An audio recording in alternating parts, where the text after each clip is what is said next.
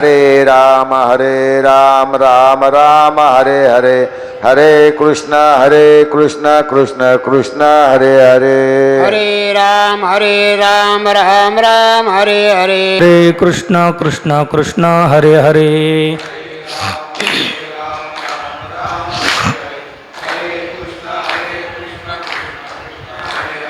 हरे राम राम राम हरे हरे, हरे कृष्ण कृष्ण कृष्ण हरे हरे.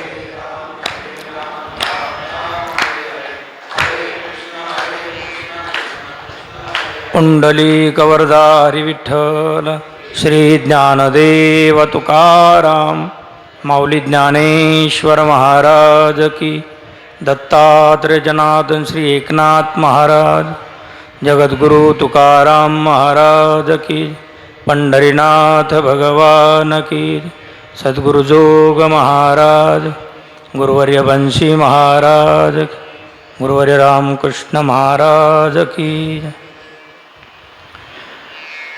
ॐ भद्रं कर्णेभिः शृणुयाम देवाः, भद्रं पश्येमाक्षभिर्यजत्राः, स्थिरैरङ्गैस्तुष्टुवागुंसस्तनु भीर्व्यशेमहि देवहितं जदायुः.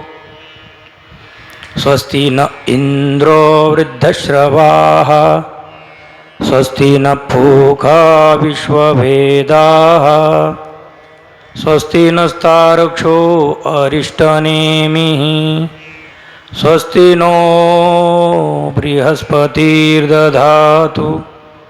ॐ शान्ति शान्ति शान्ति. गजाननं भूतगणादिसेवितं कपित्थजम्बूफलचारुभक्षणं उमासुतं शोकविनाशकारकं नमामि विघ्नेश्वरपादपङ्कजं. या कुन्देन्दुतुषारहारधवला, या शुभ्रवस्त्रामृता, या वीणावरदण्डमण्डितकरा, या श्वेतपद्मासना, या ब्रह्माच्युतशङ्करप्रभृतिभिर्देवैः सदा वन्दिता, सा मां पातु सरस्वती भगवती निःशेषजाड्यापहा. जयांचे केलिया स्मरण, होय सकल विद्यांचे अधिकरण. तेची वंदू श्रीचरण श्री गुरूंचे, जयाचे निआठवे शब्दसृष्टी आंगवे.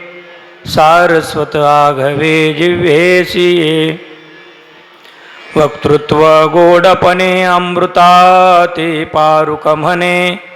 रस होती ओळंगणे अक्षरासी, भावाचे अवतरण अवतरविती खून. हाता चढे संपूर्ण तत्वबोध, श्री गुरूंचे पाय जय हृदय गिवसो निठाय.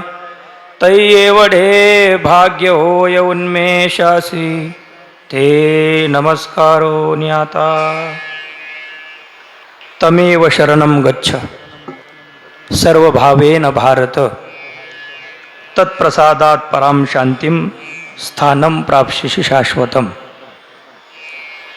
माऊली महावैष्णव श्री संत ज्ञानराज माऊलींच्या परमकृपेने, सर्व साधू संतांच्या परमकृपाशीर्वादाने आज विशिष्ट ठिकाणी विशिष्ट समयी भगवत चिंतन सेवेकरता उपस्थित केला गेलेला श्लोक श्रीमद भगवद्गीता या ग्रंथातील जो मोक्ष संन्यास योग नामक 18वा अध्याय, 18व्या अध्यायातील 62व्या क्रमांकाचा उत्तम असा हा श्लोक आहे. भगवान श्रीकृष्ण परमात्मा अर्जुनाच्या माध्यमातून यावत मनुष्य प्राणी मात्रांना सुखाचा उपाय, सुखाचा पत्ता या श्लोकातून सांगत आहेत. प्रत्येक मानवीय जीवाला शांती तत्व पाहिजे, शांत असलं पाहिजे असं वाटतं. आणि एकदा शांती तत्व प्राप्त झालं की ते नष्ट न होणारं शांती तत्व पाहिजे अशी अपेक्षा आहे.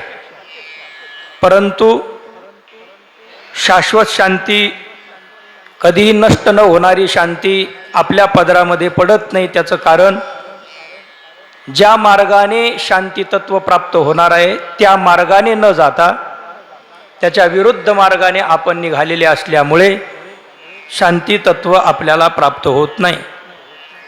तर मग त्याच शांती तत्वाच्या बाहेर भरकटलेल्या अर्जुनाला आणि अर्जुनाच्या माध्यमातून जे जे बाहेर शांती तत्वाच्या पासून भरकटलेले आहेत त्यांना भगवान श्रीकृष्ण परमात्मा शांती तत्वाचा उपाय सांगत आहेत. तत्प्रसादात पराम शांतीम. त्या भगवान परमात्म्याच्या असीम प्रसादाने पराम शांती तत्व प्राप्त होईल की जे कधीही नष्ट न होणारं असं तत्व आहे. पण त्याकरता परमात्म्याचा प्रसाद व्हावा म्हणून काय करावं, तर तोही उपाय सांगितलेला आहे. तमेव शरणम गच्छ. त्या परमात्म्यालाच एकमेव शरण जावं लागणार आहे. तम एव सर्व भावेन भारत. आणि शरण जाण्याचा विधी आहे सर्व भावाने शरण जायचं. तर हा श्लोकाचा सरळ सरळ भाव आहे. प्रस्तुत कार्यक्रम किम निमित्त आहे सर्वांना ज्ञातच आहे. प्रातस्मरणीय गुरुवर्य वैकुंठवासी पूजनीय बंशी महाराजजी तांबे बाबा. तर बाबांचं हे 30वी पुण्यस्मरण वर्ष आहे.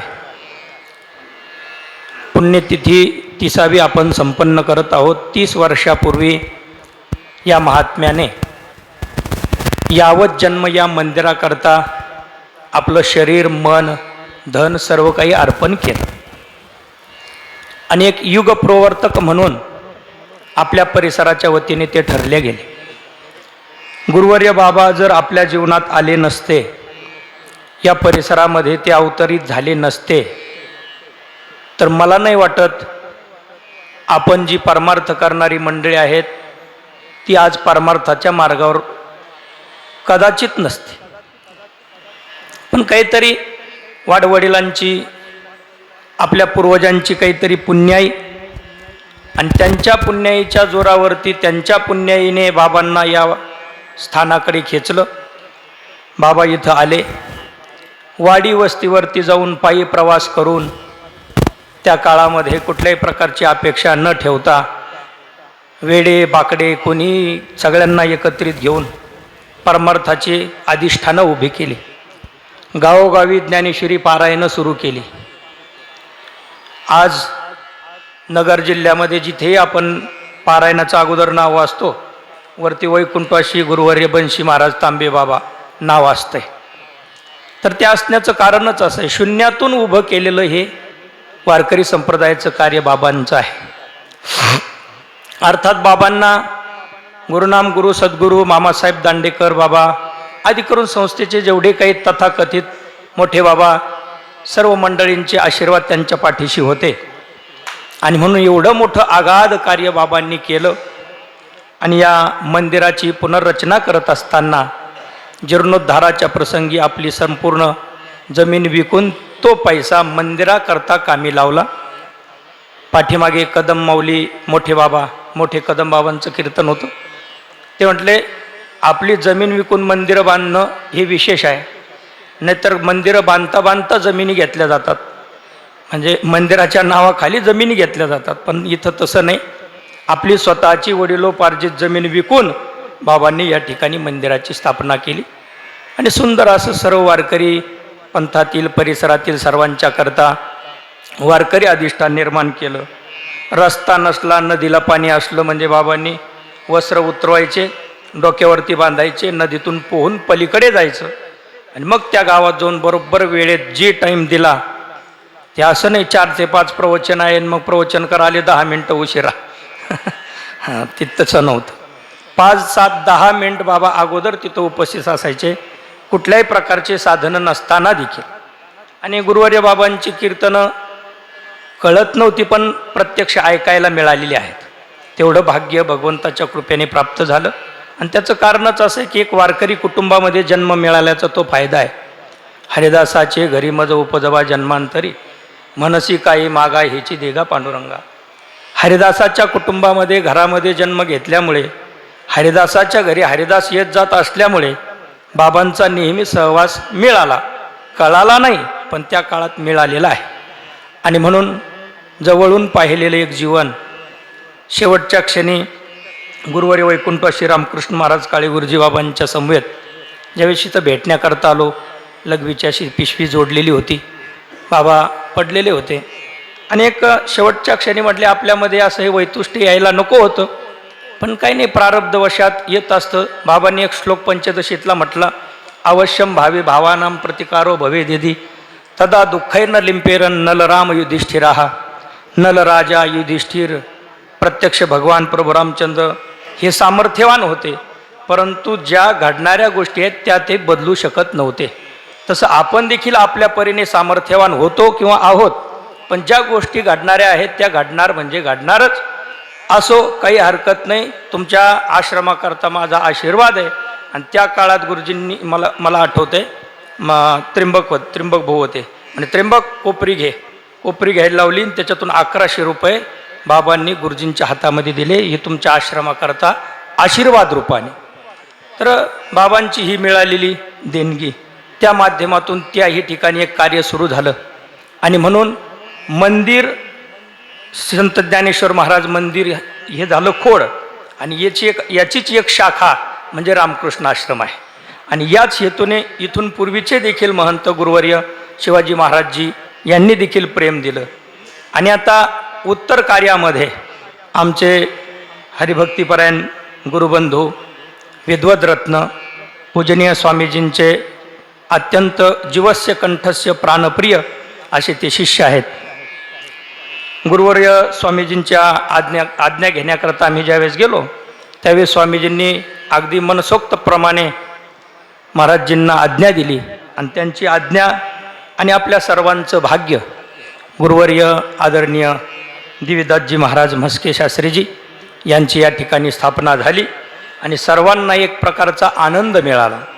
तो आनंद महत्त्वाचा असा की त्या माध्यमातून श्री संत ज्ञानेश्वर महाराज यांनी जे स्थान ज्ञानेश्वरी सांगण्याकरता निवडलं त्या स्थानावरती पुन्हा ज्ञानेश्वरी सांगता यावी, सांगत राहावी याकरता शास्त्रीजींना त्या ठिकाणी आज्ञा करण्यात आली. स्वामीजींनी सांगितलं ज्ञानेश्वरीचा प्रचार प्रसार करायचा. तर त्या माध्यमातून सुंदर असा ज्ञानेश्वरीचा पाठ या ठिकाणी सुरू झाला. मनस्वी चिंतनीय जे श्रोते मंडळी आहेत ते त्या ज्ञानेश्वरीच्या श्रवणाचा आस्वाद घेत आहेत. एकंदर सर्व काही गोष्टी आता सुरळीत पुढच्या भविष्याच्या काळाच्या दृष्टीने झालेल्या आहेत. आणि आत्ता काही दिवसापूर्वी ज्ञानेश्वरी सृष्टी म्हणून आपण जे पाहायला गेलो एक भविष्यातील कार्याचा आढावा, तर सुंदर अशा प्रकारचं कार्य या ठिकाणी होताना दिसतंय. होईल, भगवंताच्या कृपेने ते सर्व सिद्धीला जाईल. तर याकरता त्यागातून निर्माण झालेली ही संस्था गुरुवर्य वैकुंठवासी बाबांनी यामध्ये जीवन आपलं संपूर्ण व्यतीत केलं. आणि तसंच जीवन व्यतीत करणारा महात्मा पुनश्च एकदा आपल्याला मिळाला. आणि म्हणून आपणा सर्वांचं हे भाग्य आहे. पूजनीय महाराजजी उपस्थित आहेत. आज ज्यांच्या माध्यमातून सेवा सांगण्यात आली ते संस्थानचे ट्रस्टी माऊली महाराज ते उपस्थित आहेत. आमचे सर्वांचे वयोवृद्ध ज्येष्ठ गुरुस्थानी असलेले आदिनाथजी महाराज भोगीबाबा उपस्थित आहेत. आमचे अनुज गुरुबंधू हरिभक्तीपरायण बोचरे महाराज आहेत, चिंदे महाराज आहेत, एका होनी बळी असे सर्व मंडळी आहेत. सर्वांच्या समेत काहीसं चिंतन आपल्याला बघायचं आहे. संत श्रेष्ठ ज्ञानोबरायांनी हे स्थान निवडलं. सुंदर भाव देवीदासजी महाराजांनी त्या दिवशी सांगितलं एका कीर्तनामध्ये, मला वाटतं बैरागी सरांच्या इथं, म्हणजे एखादं साधं अनुष्ठान जर करायचं असेल तर आपण रमणीय स्थान पाहतो. साधं एखादी मंगल कार्य करायचं असेल तर पवित्र स्थळ आपण पाहतो. मग ज्ञानोबरायांना गीतेचा अर्थ जगाला सांगायचा होता, मग त्याकरता काय त्यांनी साधारण स्थान पाहिलं असेल का? ज्या अर्थी ज्ञानोबरायांना इथं ज्ञानेश्वरी सांगावी वाटली त्या अर्थी हे स्थान म्हणजे त्यांनी निवडलेलं, जसं ज्ञानेश्वरीमध्ये सांगितलं की तेथ निगूढ मठ व्हावा की शिवालय, या पद्धतीने कर्वेश्वराचं मंदिर म्हणजे शिवालय आहेच आहे. आणि निरंतर नाही परंतु आली गेली काही, हो तुका मयुरी ना न म्हणो. कधी कधी मोरांचाही या ठिकाणी असं ज्ञानोबरायांच्या त्या शुचौ देशे प्रतिष्ठाप्य स्थिरमासनम आत्मनः 6व्या अध्यायातील 11व्या क्रमांकाचा हा श्लोक आहे. या श्लोकावरती ज्ञानोबरायांनी साधना करण्याकरता कसं स्थल असावं त्याचं जे वर्णन केलं, मला असं वाटतं हे स्थल पाहूनच ते वर्णन केलं की काय. म्हणजे हे स्थल पाहून इथं रमणीय होऊन आणि त्या श्लोकावर चिंतन मांडत असताना या स्थलाकडे पाहत असं त्या वेळेसच त्यांच्या मुखातून त्या ओव्या निघालेल्या असाव्यात, समोर निवृत्तीनाथ दादा बसलेले असावेत. आणि त्यांनी ग्रंथराज ज्ञानेश्वरी निर्माण करण्याकरता अनुज्ञा, ज्ञानेश्वरी सृष्टीच्या कार्यक्रमामध्ये बोलताना रामकृष्ण महाराज लवितकर शास्त्रीजी म्हटले, अनुज्ञा. श्री संत निवृत्तीनाथ महाराजांनी ज्ञानेश्वर महाराजांना अनुज्ञा दिली. आज्ञा, अनुज्ञा, अभ्यर्थना आणि उपदेश 4 प्रकार आहेत बोलण्याचे. मग त्यातली आज्ञा, एखादा मनुष्य किंवा विद्यार्थी किंवा साधक एखाद्या कार्यामध्ये प्रवृत्त नाही, त्याला त्या कार्यामध्ये प्रवृत्त करण्याकरता ज्येष्ठ व्यक्तीने सांगितलेलं काम किंवा सांगितलेलं वचन त्याचं नाव आहे आज्ञा. म्हणजे मोठ्याने छोट्याला अप्रवृत्त कार्यात प्रवृत्त केलं की त्याला म्हणतात आज्ञा. पण दुसरा आहे अनुज्ञा. अनुज्ञा म्हणजे एखादा मनुष्य त्या कार्यामध्ये प्रवृत्तच आहे, पण प्रवृत्त असताना पुन्हा त्याला प्रवृत्त करणं याला अनुज्ञा म्हणतात. एखादा वारकरी नवीनच पण वारीला जायचं म्हणून वारी त्याने वळकटी गुंडळली, पिशवी भरली आणि दर्शनाला, गावात मारुतीच्या दर्शनाला गेला. जुना जखड बाबा आज आतापर्यंत ज्याने अनेक वाऱ्या केलेल्या आहेत अशी व्यक्ती त्या वारकऱ्याला भेटली, दर्शन केलं, म्हटले मी वारीला निघालो, आशीर्वाद द्या. अरे वा वा वा वा, चांगलं आहे. वारीला गेल्यानंतर अभंग पाठ होतात, चाली ऐकायला मिळतात, फुगड्या खेळायला मिळतात, कुस्ती पण खेळायला मिळते. वारीला गेलं पाहिजे. रांगेत चालायला शिस्त कळते, नियमावली कळते. सुरुवातीला कोणते अभंग असतात, दुपारी कोणते असतात, सायंकाळी कोणते असतात, कीर्तन परंपरा काय असते हे सर्व समजतं.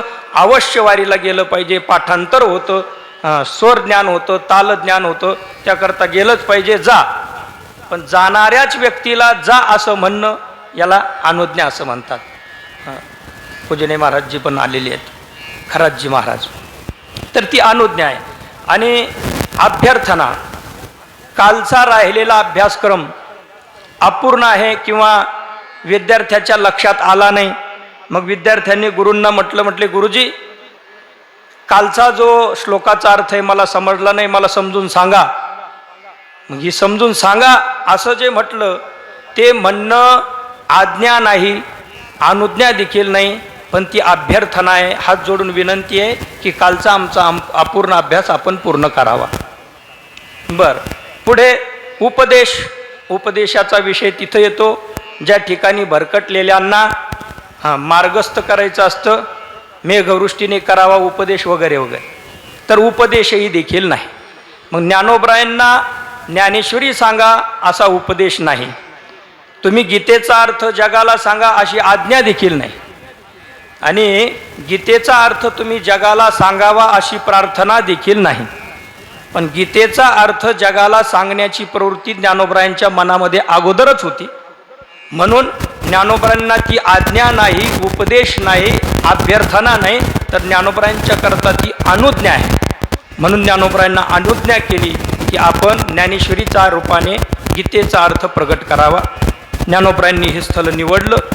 या ठिकाणी पैसखांबाला कशी पाठ दिली असेल, समोर निवृत्तीनाथ दादा बसले असतील आणि त्या काळातले ते श्रोते जे असतील ज्यांनी दिव्य तेज पुंज मदनाचा पुतळा स्वरूप ज्ञानोबरायांचं स्वरूप पाहिलं असेल, ज्ञानोबरायांच्या मुखारविंदातून ओव्या निघत असतील, ओम नमो जियाद्या वेद प्रतिपाद्या, आपण आपल्या जाड आवाजात बेसूर स्वरात म्हणतो तरीसुद्धा गोड लागतात. म्हणून ज्ञानोबराय स्वतःच्या मुखारविंदातून सुंदर साक्षात परब्रह्म केवळ जे बोलत आहे ते परब्रह्म स्वरूप ज्ञानोबरायांच्या मुखातून त्या ओव्या ज्या वेळेस निघत असतील त्या काळात ते ऐकणारे श्रोते खरोखर धन्य असतील. पण ते श्रोते म्हणजे आपले पूर्वजच आहेत. ज्या या भूतलावरती या भूमीमध्ये आपण जन्माला आलो तर आपलेच कोणीतरी ते पूर्वज आहेत. आणि म्हणून तर या ठिकाणी आपलं एक चुंबकीय शक्ती आहे. आपण नेहमी म्हणतो की सोनाराच्या दुकानामध्ये गर्दी नसते आणि भेडेवाल्याकडं त्याचं तोंड दिसत नाही. आणि खरंच आहे ते. कारण इथं येणारे जे आहेत ते आर्ततेने येत नसतात, इथं येणारे जिज्ञासेने येत असतात. इथं येणारा साधक हा कैमी उद्धार पावेन काय कृपा करेल नारायण या हेतून येत असतो. आणि इथं येणारे हे या हेतूने येतात म्हणून तर कमी आहेत. कारण आपण नाही, भगवान परमात्माच म्हणतात ना, मनुष्यानाम सहस्रेषु कश्चित येतं ती सिद्ध आहे. हजारोच्या संख्येने निघतात, पण सिद्धीला जाताना मात्र कोणीतरी का असतो, एखादाच असतो. आणि इथे मात्र ज्ञानोबरायांनी तर म्हटलं मनुष्य काय आस्तीची या परिवारी रिगता ती कोटीवरी, कोटी शंका कोटी भक्त निघतात, पण प्राप्तीच्या पहिले तरी विपाईला निघे असं आहे. आणि म्हणून विरळा पावे विरळा पावे या परमार्थाच्या तत्वाकरता खऱ्या अर्थाने मला भगवत तत्व पाहिजेच अशा हेतूने परमार्थ करणाऱ्यांची संख्या कमी आहे. आणि एक असतं, जे बळच आणलेले असतात ते नीट राहत नसतात, जे आलेले असतात ते चांगले राहतात. म्हणून आलेले इथं सर्व आहेत ते चांगले आहेत. बळच बांधून घेऊन आले की मग ते व्यवस्थित राहत नाहीत. असो, सुंदर हे या ठिकाणचं नियोजन आहे. सर्व ट्रस्टी मंडळी आहेत कार्य पाहण्याकरता. आणि महत्त्वाचं म्हणजे ज्ञानेश्वरीचं चिंतन रोज या ठिकाणी सुरू झालं, ही सर्वात मोठी जमेची बाजू आहे. असो तर भगवान परमात्मा करो तुमच्या आमच्याकडून अशा प्रकारची ही भावना ज्ञानेश्वरी रचनास्थानाविषयी निरंतर वर्धिष्णू होऊन त्या या माध्यमातून जवळ जन्म जो झाला आपला तर त्याची इति कर्तव्यता सिद्ध व्हावी. नाही तर मग का कमलकंद आणि दरदुरी नांदणूक एकेची घरी परागू शेवी जे भ्रमरी जवळील्या चिखलूची वरे. दुरून येऊन पराकन सेवन करणारा भ्रमर त्या फुलावरती हळुवार बसतो. ज्ञानोबराय बोलतात किती हळू बसतो, म्हणजे कमळावरी भ्रमर पाय ठेविती हळूवार. हळुवार शब्द लय जोरात नाही म्हणायचा, पाय ठेविती हळूवार. कारण ते कुचंबेल केशर या शंका. तो जर धसमुसाळ्यासारखा बसला तर तिथलं असलेलं ते केशर आजूबाजूला पडेल. म्हणून तो पाय ठेविती हळूवार ते कुचंबेल केशरी या शंका. असं हळूवार सात्विक अंतःकरणाने या ठिकाणी येऊन सात्विक अंतःकरणाने श्रवण केलं की ज्ञानेश्वरी ही तारक आहे, ज्ञानेश्वरी ही आपली माय आहे. ते हे माय ज्ञानेश्वरी संत जना माहेश्वरी महांचाशो ईश्वरी ती माहेश्वरी. श्रेष्ठ अशा प्रकारची ईश्वरी तत्व म्हणजे ज्ञानेश्वरी आहे. जसं जगद्गुरु तुकोबराय बोलतात, एका एका अक्षरात आहे माझा रमाकांत, तसं ज्ञानोबरायांच्या या एका अक्षरात ती अक्षरे नव्हती देखा ब्रह्मसाम्राज्य दीपिका, म्हणजे ब्रह्माचं साम्राज्य दाखवणारा दिवा. लाईट गेली आणि एखाद्या ठिकाणी आपली ठेवलेली वस्तू आपल्याला पाहिजे आहे, पण लाईट गेली, काय करायचं? तर मग दिव्याचा आदर करावा लागतो, दिवा प्रज्वलित करावा लागतो. दिवा प्रज्वलित केला म्हणजे आपली ठेवलेली वस्तू आपल्याला सापडते.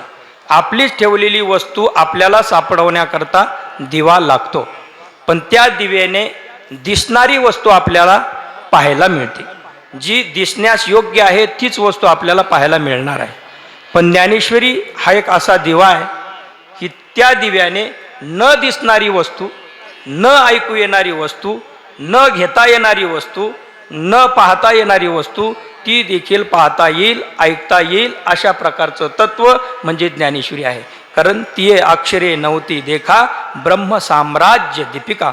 ब्रह्माचं साम्राज्य, यश, श्री, औदार्य, ज्ञान, वैराग्य, ऐश्वर्य हे सहाही प्रकारचं साम्राज्य पाहण्याचा दिवा म्हणजे ज्ञानेश्वरी आहे. आणि म्हणून ज्ञानेश्वरीविषयी अत्यंत प्रेम, अत्यंत श्रद्धा असावी. भाव धरोनिया वाचे ज्ञानेश्वरी कृपा करी हरी तयावरी. आज आपलं पारायण मला वाटतं सांगता उद्या सांगता होणार आहे. 18व्या अध्यायाच्या अंतिमपर्यंत आपलं वाचन आलेलंच आहे. मग या ज्ञानेश्वरीच्या पारायणाच्या संबंधी बरेचसे सुरुवातीला अनेक अशा प्रकारचे पारायण व्हायचे. इथं देखील पारायण व्हायचं. मी पूर्वजांचं ऐकलं. म्हणले कोणी या पिंपळाखाली बसायचं, कोणी पाठीमागं बसायचं, इकडे बसायचे आणि आपल्या आपल्या पद्धतीने पारायण करायचे.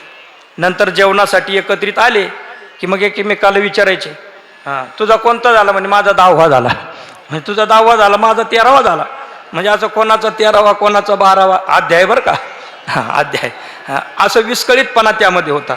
पण वैकुंठवासी सद्गुरू पुंडलिक महाराज वेळुकर बाबा ते आले आणि गुरुवर्य बाबा या दोन्ही संतांच्या समवेत सामुदायिक पारायणाची पद्धती अत्यंत सुंदर महाराष्ट्रामध्ये पहिल्यांदा सुरू झाली. ती देखील या ठिकाणाहून सुरू झाली. हां अगदी बाबांच्या समवेत. आणि त्या काळात त्यांचं जे बोलणं अत्यंत मंजूळ. मध्यंतरी अध्याय संपला किंवा अध्यायाच्या आरंभी त्या अध्यायाचा सारांश या गोष्टी सांगत असताना श्रोते असे गदगद होऊन ऐकत असायचे. मध्ये 10 मिनिटाचं सांगायचं म्हणून कधी कधी 1-1 तास सांगून जायचे, तरी देखील श्रोते होऊ नये चू नये. कारण इथं येणारा प्रत्येक साधक हा जिज्ञासेने आलेला होता आणि तो जिज्ञासेपोटी ऐकत असल्यामुळे त्याला ते प्रेम वाटायचं. आणि त्या प्रेमाने त्या काळात वाचक जो तयार झाला, आजपर्यंत जखड झाली माणसं, डोळ्याची ऑपरेशनं झाली, पण तरीसुद्धा वाचन त्यांनी टाकलं नाही. बस एकमेव ज्ञानेश्वरी ग्रंथ त्यांनी अंतःकरणामध्ये धारण केला. अशा कित्येक माता भगिनी ज्यांनी हजार पारायण केलेत, 108 पारायण केलेत. हा कशाचा प्रभाव आहे? इवलेशे रोप लावेले द्वारी, त्याचा वेलू गगनावरी. आणि हा जो परमार्थ आपल्याला करायला मिळाला त्याचं एकमेव कारण म्हणजे वैकुंठवासी ज्यांचं आपण हे पुण्यस्मरण साजरं करतोय ते आहेत वैकुंठवासी बाबा. असो, बाबांच्या कृपेने या चाललेल्या कार्याचा, या परमार्थाचा असाच प्रकारचा डांगोरा फार मोठा होऊन आणि आपली देखील इति कर्तव्यता साध्य होऊन फक्त एक असतं, हे कार्य चालवत असताना आपल्या मनामध्ये अहंकार येण्याची शक्यता असते की आपण चालवतो, मी पारायण करतो, मी करतो म्हणून होतं, अशी होण्याची शक्यता असते. आणि म्हणून तर 18 लक्षणं सांगत असताना 13व्या अध्यायामध्ये 2ऱ्या श्लोकात इंद्रियार्थेषु वैराग्यम अनहंकार एवच जन्म मृत्यू जरा व्याधी दुःख दोषानुदर्शनम. त्या श्लोकामध्ये बोलत असताना अनहंकार, या अनहंकार अविद्यमानो अहंकार इति अनहंकार, ज्याच्यात ज्या करण्यामध्ये अहंकार नाही त्याला अनहंकारी कार्य म्हणतात. संत महात्मे कार्य करतात ते अहंकार भावनेने करत नाहीत. अंतःकरणामध्ये वैराग्य संपन्न असतात आणि वैराग्य संपन्न होऊन कार्य करून जातात, पण ते कार्य आम्ही केलं किंवा आमच्यामुळे झालं असा भाव ते ठेवत नाहीत. आणि म्हणून हे जसं हे मजची स्तव झाले परी मिया नाही केले, आयशे जेने जाणितले तो सुटला गा. या कार्यामध्ये चालवणं म्हणजे काय असतं? चालवणं म्हणजे काय असतं? तर एखादी नाव आहे, पलीकडे जायचं आहे, नदीला खूप पूर आलेला आहे, पलीकडे जाण्याकरता नावेचा आश्रय घेणं गरजेचं आहे.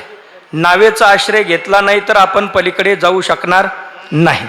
मग नावाडी तिथं नाही, आवाज दिला. जो खरा नावाडी आहे, ज्याने नाव निर्माण केलेली आहे, ज्याने नाव तिथं नेऊन ठेवलेली आहे, तो नावाडीच नाही, मालकच नाही, पण पलीकडे जाणं गरजेचं आहे. त्या खुंट्याला बांधलेली नाव आपण जवळ गेला, दोर सोडला, दोर सोडून आतमध्ये टाकला, आतमध्ये जाऊन बसलात, हातामध्ये आवले घेतले आणि स्वतःच्या हाताने आवले हाणत हाणत हाणत नाव पलीकडे नेली. आता मला असं विचारायचंय, नाव तुम्ही पलीकडे नेली की नावेने तुम्हाला पलीकडे नेलं? प्रश्न सोपा आहे, एवढं काही अवघड नाही. कारण नावाडी तिथं नाही, नावाडी नाही, आवाज दिला, जाणं गरजेचंच आहे. त्याकरता स्वतः तुम्ही नावेचा दोर सोडला, नाव सोडवून स्वतःच प्रयत्नपूर्वक आवले हाणत हाणत नाव पलीकडे नेली. मग नाव तुम्ही पलीकडे नेली हे खरं की नावेने तुम्हाला पलीकडे नेलं हे खरं? दोन्हीतलं खरं काय? प्रथम क्षणी पाहता नावेने आपल्याला पलीकडे नेलं हेही खरं आणि नावेला आपण पलीकडे नेलं हेही खरं. पण दोन्हीतलं बरं कोणतं? दोन्हीतलं बरं कोणतं? तर नावेने आपल्याला पलीकडे नेलं हे बरं, हे खरंही बरंही. त्याचं कारण सांगतो. नाव या तीराला असली तरी ती बुडत नाही, नाव त्या तीराला असली तरी बुडत नाही, नाव मध्ये असली तरी बुडत नाही, ती कुठेही असली तरी तिचा बुडणं हा स्वभावच नाही. ती तरलेलीच असते. जी स्वतः तरलेली असते तिचंच तर नाव आहे. कारण जी स्वतः तरलेली असते तिचंच नाव आहे.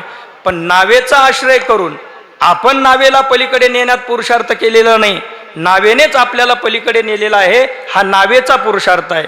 म्हणून वारकरी संप्रदायामध्ये जे आपण आहोत, या संप्रदायाला निर्माण करणारे नावाडी, आता हा आपलाच चाललेला परमार्थ निर्माण करणारे नावाडी गुरुवर्य बाबा आज आपल्यात नाहीत, नावाडी नाही.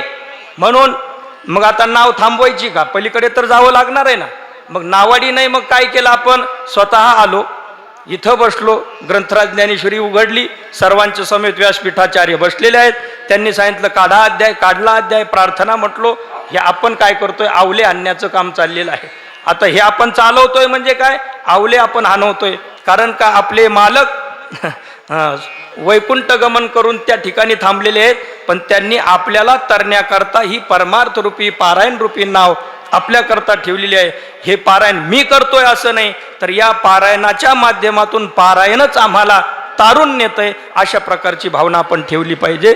म्हणजे निश्चितच आपण हे करत नाही, करता करविता समर्थ रुक्मिणीकांत परमात्मा आहे, आणि तो आपल्याला या नावेतून पलीकडे घेऊन चालला, अशी भावना आपण सतत ठेवावी.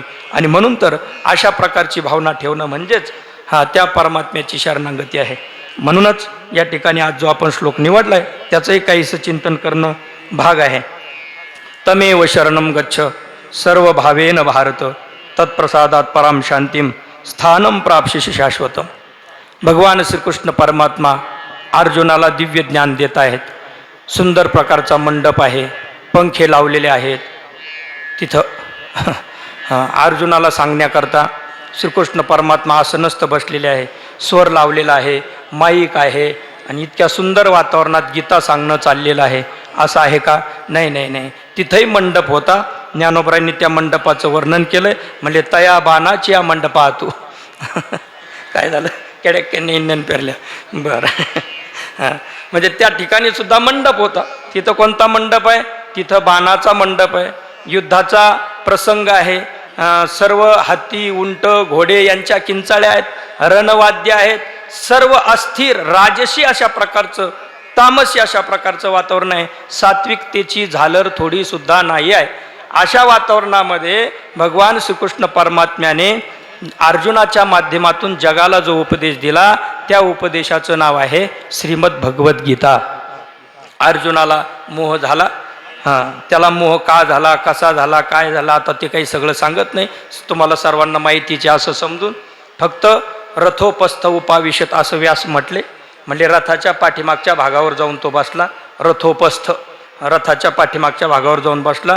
पण ज्ञानोबरांनी त्याला रथाच्या पाठीमागच्या भागावर ठेवलं नाही, कारण उक्ता अनुक्त दुरुक्तानाम चिंता यत्र प्रवर्तते तम ग्रंथम वार्तिकम प्राहु वार्तिकज्ञ हा विचक्षणा. जे उक्त आहे, जे अनुक्त आहे, जे कमी सांगितलेलं आहे, आणि जे सांगायचं राहिलेलं आहे किंवा सांगितलं पण क्लिष्ट आहे, ते पुन्हा सांगण्याकरता सुरुवात करतात, त्याला वार्तिककार, वार्तिक असं म्हणत असतात. मग ज्ञानोबरांची ज्ञानेश्वरी हे एक प्रकारचं वार्तिकच आहे. ज्ञानोबरांची ज्ञानेश्वरी ही एक प्रकारचं वार्तिकच आहे. मग जो श्लोक होता रथोपस्थ उपाविशत, मग तिथं रथाच्या पाठीमागच्या भागावर याला ठेवून करायचं काय? अनुक्त गोष्ट राहिली ना, मग ती उक्त करायची. ज्ञानोबरांनी त्यातला अपूर्णता पूर्ण करून टाकली. ते म्हटले तेथ उडी घातली खाला रथोनिया. रथातून अर्जुनाने खाली उडी टाकली आणि किम कर्तव्य विमूढ होऊन, माणसं बसतात ना खूप कंटाळा आल्यानंतर, असं खूप कंटाळा आल्यानंतर गुडघेवर घेऊन डोक्यात असं डोकं खुपसून, म्हणजे खालून जाळ लावला की फक्त वरून पातेलं ठेवलं की चहाच, असे 3 दगडाची चुलत जणू काही. किम कर्तव्य विमूढ होऊन अर्जुन बसला, मी युद्ध करणार नाही. मग युद्ध करणार नाही? अरे तुझा क्षत्रियाचा स्वभाव आहे, आणि हा क्षत्रियाचा स्वभाव तुला शांत बसू देणार नाही. त्याला आठवण करून दिली. उत्तर वैराटीचा राजा पळता का रिगालाशी झुंजा, हा क्षात्र स्वभाव तुझा झुंजविल तुते. ही कर्माची गाडी आहे. स्वभाव जे न कोणते निबद्धस्वेन कर्मणा कर्तुम नेच्छसी अन्मोहात करिष्यशी वशोपितत. वश होऊन तुला ते कर्म करावंच लागणार. एक मनुष्य म्हटला कस्मास चंद्रम न पश्यती प्रातिपदिकम, प्रतिपदीचा चंद्र पाहायचा नाही.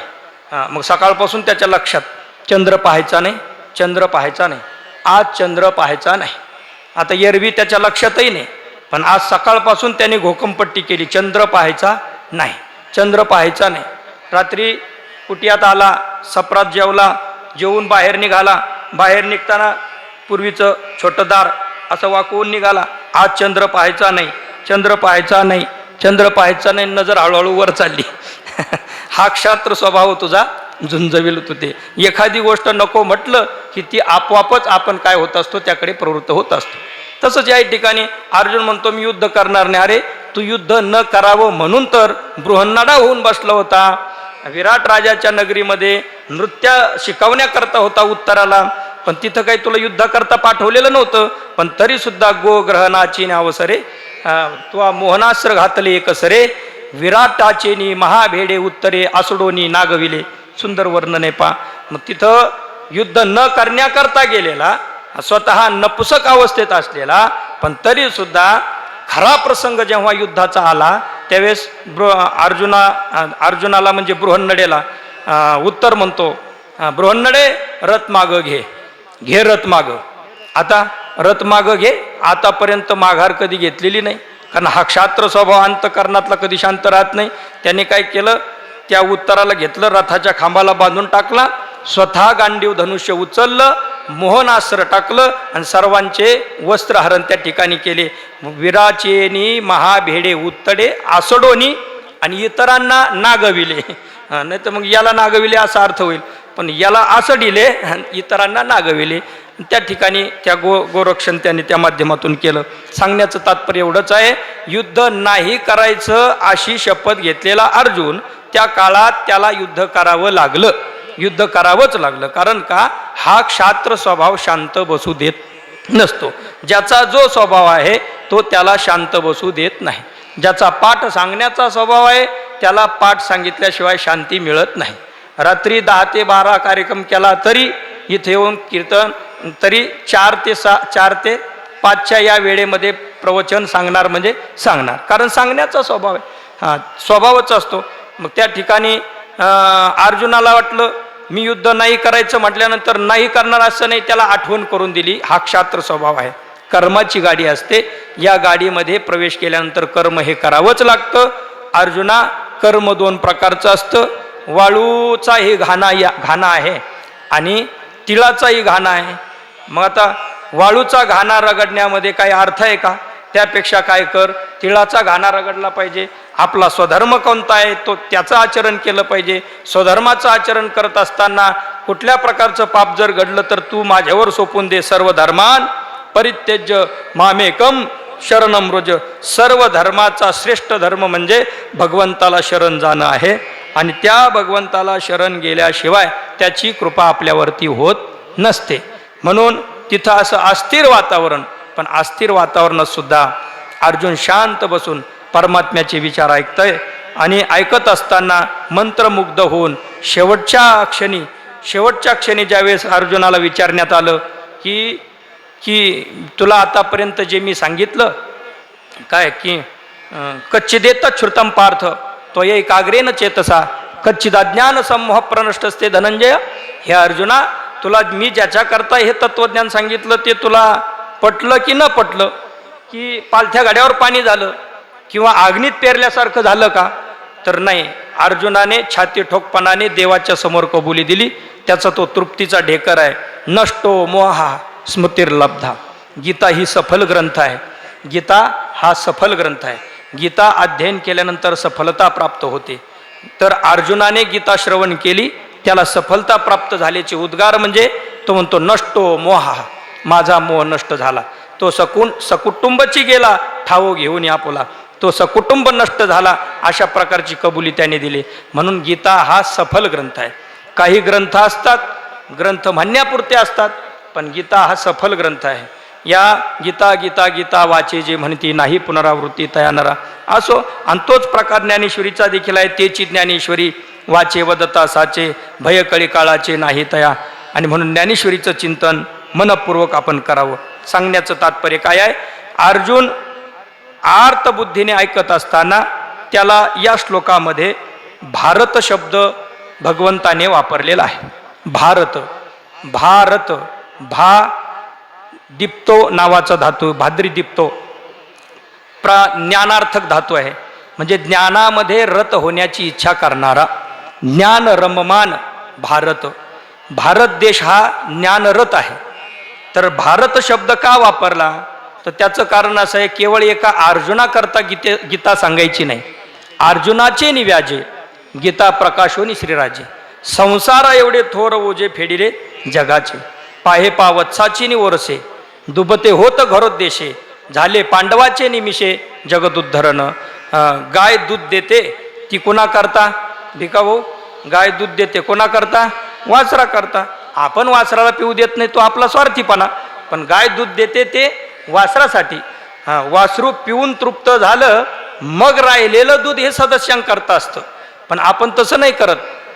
गायीबरोबर, जिवंत असलेल्या गायीबरोबर आपली बेईमानी. काय, वासरू सोडायचं, फक्त तिला नादी लावायचं. तिनं पाना सोडला की वासरू चांगलं गळ्याला असं खाली करकचून बांधायचं आणि पूर्ण दूध काढून घ्यायचं आणि पुन्हा वासरू सोडून द्यायचं. पण गाय पण हुशार असते, कारण ती गावरान असते. जी हुशार असते ती गावरान असते. जी हुशार असते ती गावरान गाय असते. मग ती गावरान गाय बरोबर आपल्या वासरापुरता पाना चोरून ठेवत असते ती. तर इथं तो प्रसंग मला सांगायचा नाही. गाय दूध देते वासरा करता. मग वासरू पिऊन तृप्त झालं की राहिलेलं दूध इतर सदस्यांच्या जसं उपयोगाला येतं त्या पद्धतीने इथं देखील आता वासरू कोण आहे, गाय काय आहे, दूध काढणारा कोण आहे, दूध कोणतं आहे, तर सुरुवातीला मंगलामध्येच तिथं सांगितलं पार्थो वत्सहा सुधीर भोक्ता दुग्धम गीता अमृतम महत. मग तिथं सांगितलं पार्थो वत्स, वासरू गाय, वासरू अर्जुन. सुरुवात काय श्लोकाची, सर्वोपनिषदो गाव, सर्वोपनिषदो गाव. सर्व उपनिषद हे गाय आहे. सर्व उपनिषद ईश केन कठ प्रश्न मुंड मांडुक्य ऐतर्य तैतर्य छांदोग्य बृहदारण्यक हे झाले 10 असंख्य उपनिषद आहेत. या सर्व उपनिषदांना काय म्हटलं, गाय म्हटलं. सर्व उपनिषद गाय आहे. मग त्या गायीचं दूध म्हणजे दुग्धम गीतामृतम महत. महान असलेलं जे 700 श्लोकांचं दूध म्हणजे ते त्या गायीचं दूध आहे, अमृतरूपी दूध आहे. गाय, गाय झाली सर्वोपनिषद, दूध झाली गीता. पण ते दूध काढणारा दोग्धा कोण आहे, तिथं शब्द फार गोर वापरला, गोपाल नंदना. श्रीकृष्ण परमात्मा हाही शब्द चालला असता, दशरथ नंद काय वसुदेव नंदन चालला असता, देवकी नंदन चालला असता. पण तिथं गोपाल नंदन शब्द का वापरला, कारण त्याने धावत चाले गायी पाठी. परमात्म्याने आपल्या बाललीला करत असताना रानवणी गायी वळल्या. गायी वळण्याची चला वळू गायी बैसू जेऊ कोठाई, म्हणजे तो गाम पात येती गोपाल. गायींचं संरक्षण करणारा तो आहे, म्हणून तो गोपाल. दोग्धा गोपाल नंदन, गुराखी स्वतः तो आहे, म्हणून त्याला गोपाल नंदन. भगवान गोपाल कृष्ण परमात्मा तो झाला दूध काढणारा. अर्जुन झाला वासरू, आणि दूध म्हणजे साक्षात गीता आहे. या गीतारूपी दुग्धपान केल्यानंतर मोक्ष आपल्याला प्राप्त होतो. मोक्ष प्रदान करणारं हे शास्त्र आहे. बरं, हे ऐकणाऱ्याला मोक्ष आहे, हे वाचणाऱ्यालाही मोक्ष आहे, आणि हे सांगणाऱ्यालाही मोक्ष आहे. तेवी श्रवणे अर्थे पठने मोक्षोची लावे. श्रवणे अर्थे पठने मोक्षूची लावे. कशाप्रमाणे, समर्थाची अपंक्ती भोजने. मोठ्याने पंगत घातली, मोठा सामर्थ्यवान मनुष्य आणि त्याने पंगत घातली. मग तळील्या म्हणजे गरिबांना आणि वरिल्या म्हणजे श्रीमंतांना. वेगवेगळं पक्वान्न नसतं. तळील्या म्हणजे मग 2 अर्थ करू आपण. गुलेबाबांनी पाठात सांगितले, तळील्या म्हणजे खालच्या मजल्यातले आणि वरिल्या म्हणजे वरच्या मजल्यातले. वरच्या मजल्यातल्यांना लाडू आणि खालच्यांना फक्त गुळण शेंगदाणे. तर तसं नाही. तळील्या वळील्या एकची पक्वान्ने, तळील्या वरिल्या एकची पक्वान्ने. आपण उच्च असा की नीच असा, पण गीतेचे सेवक जर तुम्ही बनलात तर तुम्हाला शेवटचं स्थान एकच. गीता नेदी मोक्षा आरोते. गीता मोक्ष सोडून दुसरं काही देत नाही. मोक्षप्रदायिनी ग्रंथ म्हणजे श्रीमद भगवद्गीता आहे, आणि तो परमात्मा श्रीकृष्ण भगवान परमात्म्याने सांगितलेला आहे, आणि तो सर्वांच्या उपयोगी यावा म्हणून या श्लोकातून भारत शब्द वापरला. म्हणजे ज्ञानामध्ये रममान होण्याची इच्छा करणाऱ्या अर्जुना ऐक. भारत, अर्जुना, तुला सर्व सुखाचा शाश्वत शांतीचा मी पत्ता सांगतो, तू ऐक. अर्जुना तू ऐक, म्हणजे हे भारतीय मानवा, तुम्ही आम्ही प्रत्येक आपणा सर्वांना अभिमुख करून परमात्मा एक प्रकारचं बोलवत आहेत. कारण या ठिकाणी हे संबोधन वापरलेलं आहे. संबोधन म्हणजे काय? अनभिमुखस्य अभिमुखीकरणम संबोधनम. जे आपल्याकडे अभिमुख नाहीत, विषयाकडे अभिमुख आहेत, मग विषयाकडे अभिमुख असणाऱ्यांना परमार्थाकडे अभिमुख करून त्यांना परमार्थामध्ये लावण्याकरता भारत शब्द वापरलेला आहे. ज्ञानामध्ये रममान होण्याची इच्छा करणाऱ्या हे भारतीय मानवा, ऐक, तुला शाश्वत शांतीचा पत्ता मी सांगत आहे.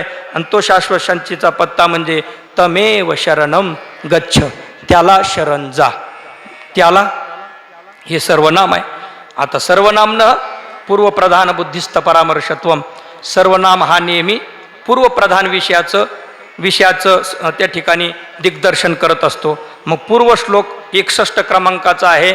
ईश्वर सर्वभूतानां हृद्देशे अर्जुन तिष्ठती भ्रामयन सर्वभूतानी यंत्रारूढानी मायया तमेव. मग त्या पूर्वीच्या श्लोकामध्ये ज्याचं वर्णन केलं असा असणारा जो ईश्वर, क्लेश कर्म विपाक आशयी अपरामृष्ट पुरुष विशेष ईश्वर हा असं असणारं जे तत्व, ज्याच्या ठिकाणी पंचक्लेश नाहीत, कर्मादी नाहीत, क्लेश कर्म विपाक नाही, क्लेश कर्म विपाक आशयही कुठल्याही प्रकारचा आशय बंधन नाही, निर्बंध असणारा जो भगवान परमात्मा तत्व तो म्हणजे ईश्वर आहे. मग तमेव म्हणजे त्या परमात्म्याला शरण जा. आणि तो परमात्मा शरण म्हणजे नेमका कोण? तर संतांनी आपल्याला तो ठाऊका केलेला आहे ना. कुळीची ही कुळदेवी केली ठावी संतांनी, म्हणून शरण जावे सर्व भावे देवाशी. शरण जा. कोणाला जा? शरण जा उदारा पांडुरंगा. पांडुरंग परमात्माच एकमेव शरण जाण्यास काय आहे? योग्य आहे. या लागी शरणांगता शरण्य मीची एकू. शरण जाण्यास तो योग्य आहे. शरण कसं जावं त्याचा विधी काय? म्हणले सर्व भावेनं जेवढे सगळे भाऊ आहेत त्यांच्यासह शरण गेलं पाहिजे. सगळे भाऊ सोबत घेऊन शरण गेलं पाहिजे. तसा अर्थ त्याचा नाही. सर्व भावेनं. भाव म्हणजे काय? भाव म्हणजे अस्तित्व, अंतःकरणातली एक अशी भावना. भवितुर भावना अनुकूल विशेष व्यापार विशेष भावना. कर्म आपलं काय ते अर्थसंग्रहातील व्याख्या. भवितु म्हणजे कर्त्याचा असा अनुकूल व्यापार व्हावा की होणारी गोष्ट झालीच पाहिजे, त्याला म्हणतात भावना. एखादी होणारी गोष्ट आहे त्याच्या अनुकूल कर्त्याकडून व्यापार होणं त्याचं नाव भावना. परमात्म दर्शन व्हायचंय, मग जो भक्त आहे तर भक्ताकडून असा व्यवहार व्हावा की भगवंताचं दर्शन झालंच पाहिजे, त्याचं नाव भाव आहे. मग आता हा भाव म्हणजे नेमकं काय? ज्ञानोबरायांनी त्याचं विश्लेषण केलं. म्हणजे तया अहम वाचा चित्त अंग हे 4 त्याला दिले की त्याचं नाव आहे सर्व भावाने शरण जाणं. अहंकार द्यायचा म्हणजे मी केलं माझ्यामुळे झालं हे टाकून द्यायचं आणि काय म्हणायचं? भगवंताने केलं भगवंतामुळे झालं. हा झाला अहंकार, त्याला अर्पण केला. अहम वाचा, वाणीने भगवंताचं सतत चिंतन करणं, बस अखंड खंडेना जीवन. त्या पद्धतीने रामकृष्ण हरी अशा पद्धतीने वाणी भगवत तत्वाला अर्पण करावी. म्हणजे वाणी अर्पण केली असं त्याचा अर्थ होतो. चित्ताने त्याचं चिंतन करत राहणं, सतत परमात्म्याचं चिंतन. डोळे बंद केले आणि पैस खांबाचं स्मरण केलं. तिथं असणाऱ्या सुंदर त्या पादुका, माऊली कसे बसले असतील, कसे सुंदर त्यांची मूर्ती असेल, समोर गीता ग्रंथ असेल, सर्व श्रोते बसलेले असतील, निवृत्तीनाथ दादा असतील, असं चित्ताने चिंतन करणं.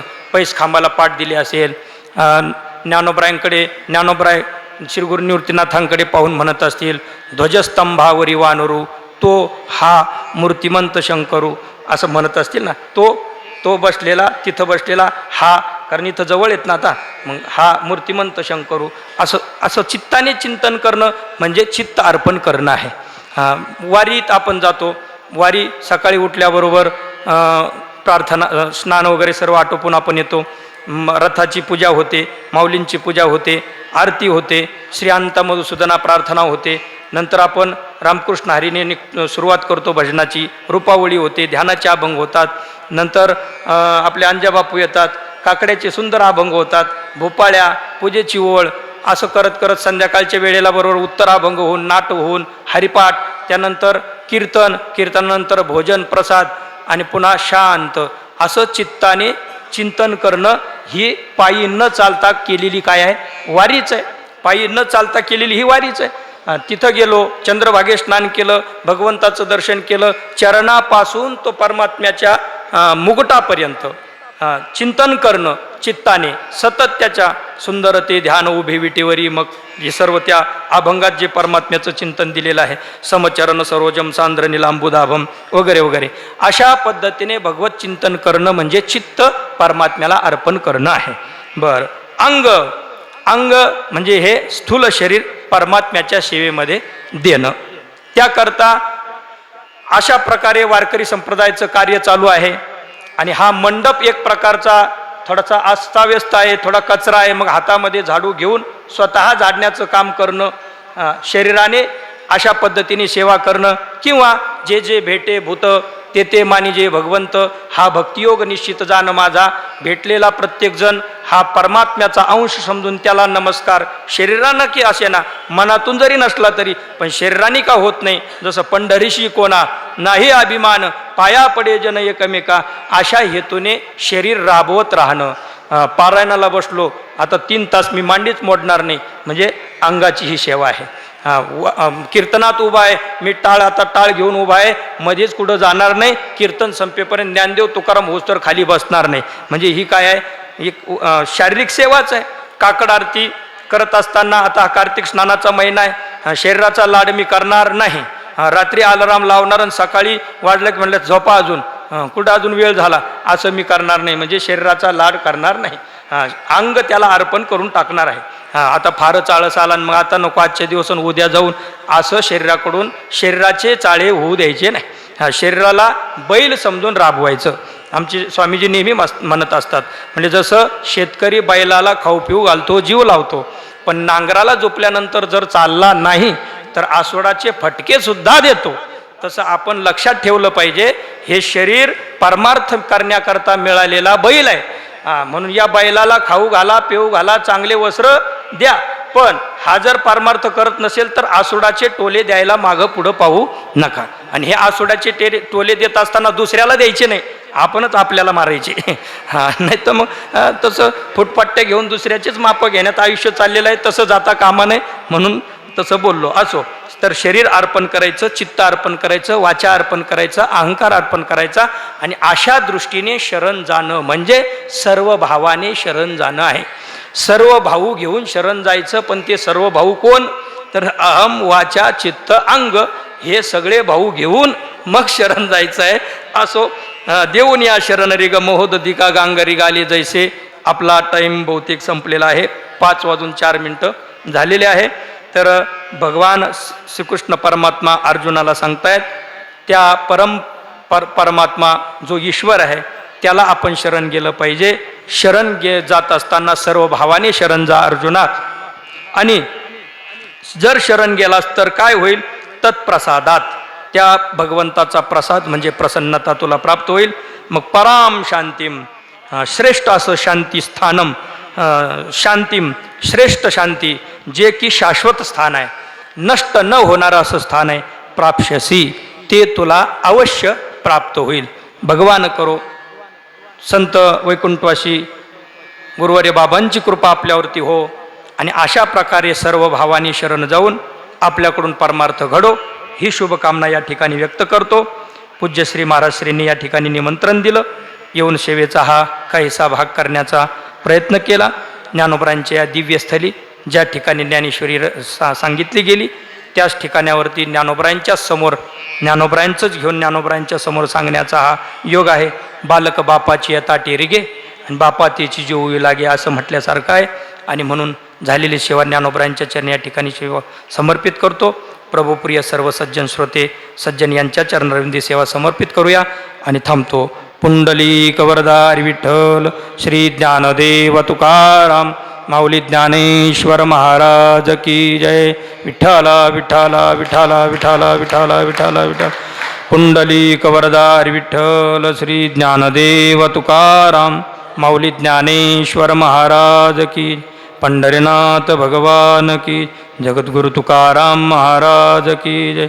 सद्गुरु बंशी महाराज की जय. रामकृष्ण.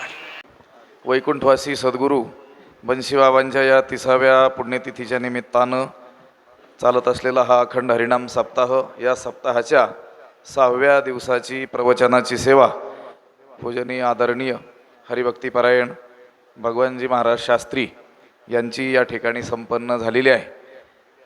त्यांना संस्थांमार्फत शतशः धन्यवाद देऊयात आणि संस्थांमार्फत त्यांचा सन्मान आमचे विश्वस्त कृष्णभाऊ यांनी करावा आणि महाराजांनी तो स्वीकार करावा अशी मी त्यांना विनंती करतो.